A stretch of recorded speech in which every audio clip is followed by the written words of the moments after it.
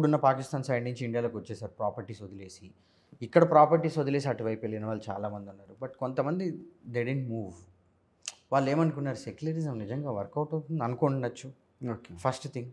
2, వాళ్ళు పుట్టి పెరిగిన ప్లేస్ని వదిలిపోలేరు. వాడెవడో ఏదో బార్డర్ వేసేసి ఇది వేరే దేశం అన్నంత మాత్రం ఆ ప్లేస్ని ఇది కాకుండా పోదు. ఒక ఎమోషనల్ ఇది అట్లా చాలా వేరియస్ రీజన్స్తో దే స్టేట్ బ్యాక్. అట్లా వాళ్ళని ప్రొటెక్ట్ చేస్తూ రావడం ఇది కూడా డిప్లొమసీ దాంట్లో చాలా మేజర్ వర్క్. బంగ్లాదేశ్లో హిందూస్ని ప్రొటెక్ట్ చేయడమైనా ఇవన్నీ. బట్ బంగ్లాదేశ్లో హిందూస్ని ఇప్పుడు పర్సిక్యూట్ చేస్తున్న రిలీజియస్గా అంటే ఇదేదో కొత్త ఫినామినా కాదు. ఓకే. ఎందుకంటే మరి ఇప్పుడు సెక్యులర్ స్టేట్. రేపు మోడీ ముందున్న సవాల్ ఏంటంటే ఏం చెప్తారు? ఇప్పుడు ఎందుకంటే అమెరికాలో కూడా ఎలక్షన్స్ వస్తున్నాయి. అవును. సో అమెరికానే చాలా దేశాలు ఇట్లాంటివి శాసిస్తుంది అని చెప్పేసి కూడా చిన్న చిన్న దేశాలు వాళ్ళు అసలు డైలీ బేసిస్లో ఊరికే ఇట్లా చేస్తారు. ఇప్పుడు సిరియా ఇష్యూ ఉంది. ఇంకొక ఎగ్జాంపుల్ డిస్కస్ చేయాలి. లెబనాన్. ఈ కంట్రీ విన్నారా మీరు? లేదు. Lebanon capital Beirut, BEIRUT, Beirut. లెబనాన్లో మన ఇజ్రాయెల్ అటాక్స్ చేసింది.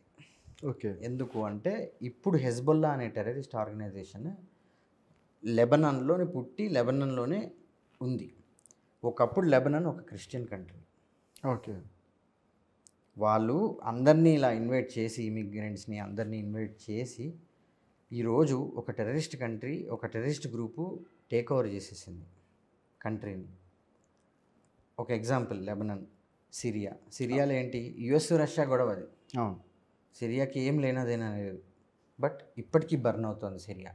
ఇమిగ్రెంట్స్ ఆ ఇష్యూ వల్ల ఇప్పుడు యూరోప్ మీద ఫాల్ అవుట్ అంటారు, స్పిల్ ఓవర్ ఎఫెక్ట్. సో పెద్ద గ్లోబల్ పవర్స్ ఎప్పుడు ఇవి చేస్తూ ఉంటాయి. ఈ రోజుకి నార్త్ కొరియా, సౌత్ కొరియా ఇట్లా కొట్టుకుంటున్నారు ఒకే కొరియన్ కంట్రీలా ఉండేవాళ్ళు అని అంటే కోల్డ్ వార్. ఆ టైంలో ఉన్న పవర్స్, గ్లోబల్ పవర్స్ అట్లాంటి సిచ్యువేషన్స్ని క్రియేట్ చేస్తారు.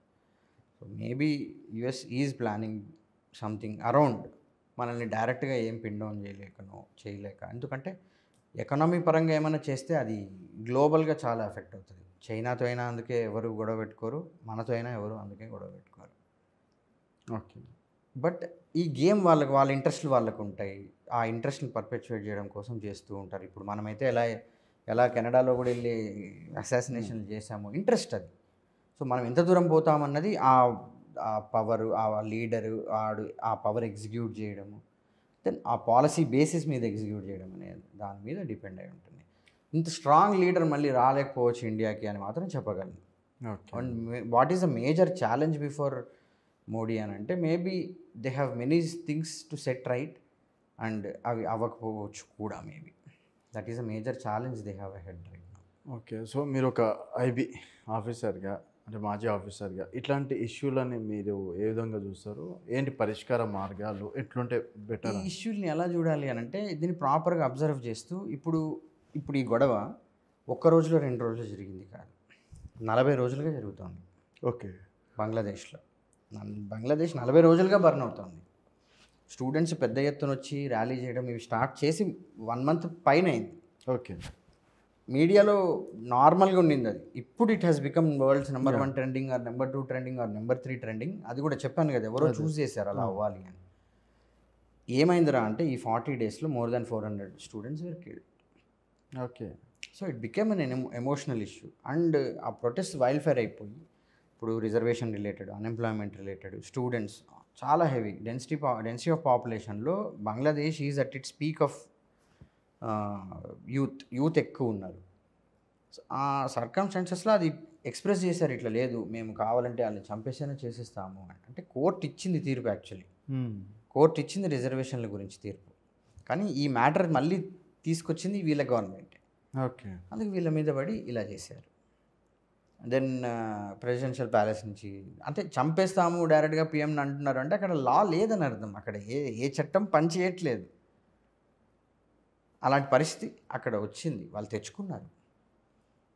సో బంగ్లాదేశ్ కేసులో ఇది అబ్జర్వ్ చేయడం అనేది చాలా క్రూషల్ అవుతుంది ఇండియాకి. మీరు చెప్పినట్టు సొల్యూషన్ ఏంటి ఇట్లా అని అంటే నిజంగా బంగ్లాదేశ్ డెస్టినీనో లేదా బంగ్లాదేశ్ ఫ్యూచర్ని మనం మార్చలేము, బట్ అబ్జర్వ్ చేసి మనకి ఎంత ఎఫెక్ట్ అవుతుంది ఏంటి అనే ఇది చేసుకోగలగాలి. లైక్ డిప్లొమాటిక్ నెగోషియేషన్స్ అంటారు. ఓకే. ఇప్పుడు ఇప్పటిదాకా మరి 1.3 crore హిందూస్ ఎలా సేఫ్గా బతకగలిగారు బంగ్లాదేశ్లో? Because of India's diplomatic power. రేపు దాన్ని ఎట్లా మెయింటైన్ చేయగలగాలి? వాళ్ళ గవర్నమెంట్ వచ్చినా సరే, ఇప్పుడు తాలిబాన్ వచ్చింది ఆఫ్ఘనిస్తాన్లో. మీరు ఇప్పుడు ఆఫ్ఘనిస్తాన్తో టాక్స్ హోల్డ్ చేయాలంటే మీరు తాలిబాన్తోనే చేయాలి. సో అదొక మారల్ డైలమా అయింది. బట్ లేదు, మనం ఆఫ్ఘనిస్తాన్కి ఎంత అసిస్టెన్స్ ఇచ్చాం, హైవేస్ కట్టించాం, పార్లమెంట్ బిల్డింగ్ కట్టించాం. సో మనం ఆ కమిట్మెంట్ నుంచి దూరం పోతున్నాము తాలిబాన్ వచ్చినందుకు అని చెప్తే ఇన్రోల్ చేసిందంతా వేస్ట్. అందుకు ఆఫీషియల్గా మనం యాక్సెప్ట్ చేసి మనం తాలిబాన్తో టాక్స్ హోల్డ్ చేస్తున్నాం యాజ్ ఆఫ్ఘనిస్తాన్స్ గవర్నమెంట్ రిప్రజెంటేటివ్స్. వేరే ఆల్టర్నేటివ్ లేదు. దీన్నే డిప్లొమసీ. ఇప్పుడు ఈ గవర్నమెంట్ వచ్చినా సరే ఎలా మెయింటైన్ చేసుకోగలము, ఏ ఇష్యూస్ రావచ్చు ముందుకి, ఎవరెవరిని అఫెక్ట్ చేయొచ్చు, ఇది అండ్ ఇట్లాంటి నరేటివ్స్ ఏంటంటే చాలా ఈజీగా బై చేయొచ్చు ఇప్పుడు. ఓకే. కానీ నిజం చెప్పాలి అని అంటే ఇప్పుడు జనాలు ఏ లెవెల్లో అయితే భయపడుతున్నారో మోడీ వచ్చినందుకు ఇలా అవుతుందని, ఇన్నేళ్లలో కాలేదు అని అంటే ఇప్పుడు ఏమీ జరిగేది లేదు. Simple, very simple.